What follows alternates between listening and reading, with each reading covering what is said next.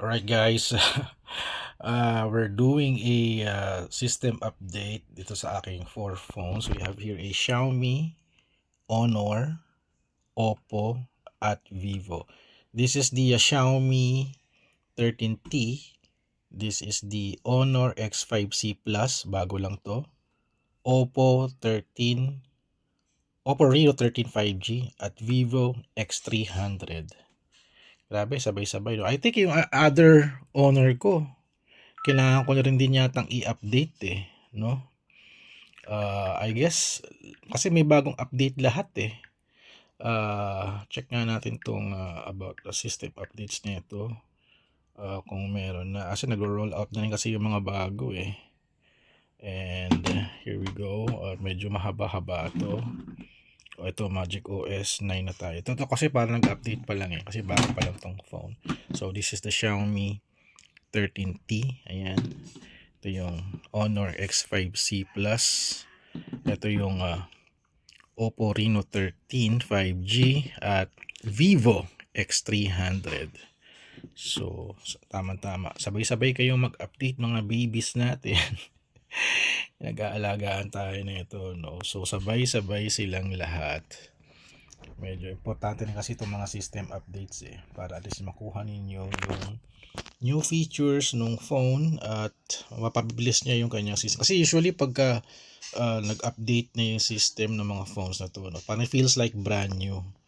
Feels like bagong bili, napapabilis niya, and also security updates na rin din. Kamakha na ito. December 2025 pa yung last patch ko yata So, ayan, medyo mahaba-haba. Ito medyo malaki yung file Matagal tong kay Oppo Parang late na rin kasi ako mag-update. Pero ito kasi nag-alert sa akin to, tsaka ito, yung Honor, tsaka kay Xiaomi. At I think OS 3 na ba? Hindi ko alam Kung na maalala. Pero grabe, 6GB to. Ito 94 MB. This one is 591 MB. This one is ilan to? 648 MB. Ito grabe, 6GB to kay Xiaomi. Napakabigat nung kanyang system updates. At also charging. Meron ako dito ang Redmi. Check natin yung password ko. Redmi Note 15. Check natin kung meron pa rin tong. Actually, I guess baka meron din to, no? System update natin. Check natin. Okay, wala tayong update dito kasi bago-bago lang tong Redmi ko. So, I guess ito meron pa ako ditong Oppo A3. I think kailangan ko tong i-update. Isa pa rin tong kailangan kong i-update I guess kailangan ko tong i-update kasi matagal ko na tong hindi nabubuksan at ngayon ko ulit siya i-open, no? Check nga natin to. Pero feeling ko kailangan na to ng update Okay, ayan. Feeling ko mag-update din to. Ayan, okay na si Vivo. So, install natin to ngayon.